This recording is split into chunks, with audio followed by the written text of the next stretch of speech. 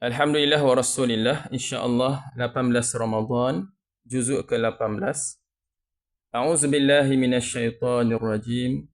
Rabbana amanna faghfir lana warhamna wa anta khairur rahimin. Rabbana amanna, wahai Tuhan kami telah beriman.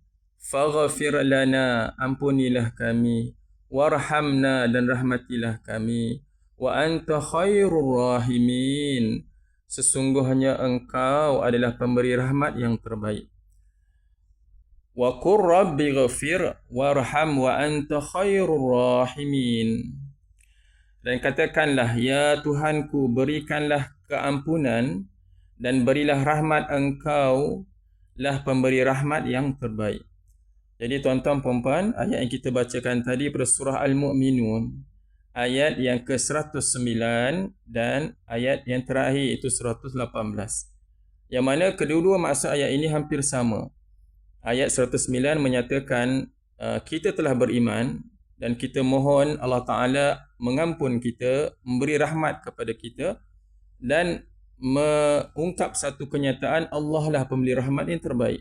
Begitu juga berulang hampir sama maksudnya pada ayat yang terakhir 118. Dan surah Al-Mu'minun ini sebenarnya kalau kita tengok bermula dengan seruan untuk kita wajib khusyuk dalam solat. Kemudian Allah Ta'ala menyuruh kita menjaga kehormatan diri dan menjaga amanah yang diberikan kepada kita. Begitulah sampai hari ayat terakhir yang kita bacakan tadi. Allah Ta'ala menyuruh kita menyatakan keimanan kita dan sentiasa sebenarnya memohon ampun kepada Allah Ta'ala dan memohon rahmat kepada Allah Ta'ala. Jadi inilah hakikat seorang Muslim yang mana hidupnya sentiasa di antara dua, memohon ampun dan sentiasa memohon rahmat daripada Allah Ta'ala. Dan jika tidak ada kedua-duanya ini, maka sebenarnya elemen mukmin seorang itu tidaklah lengkap. Jadi sebenarnya elemen mohon ampun dan mohon rahmat ini sentiasa berulang dalam banyak lagi ayat Al-Quran yang lain.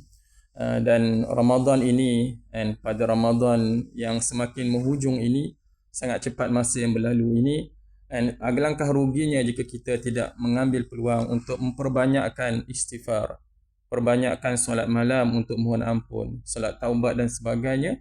Kemudian kita mohon juga rahmat daripada Allah Ta'ala.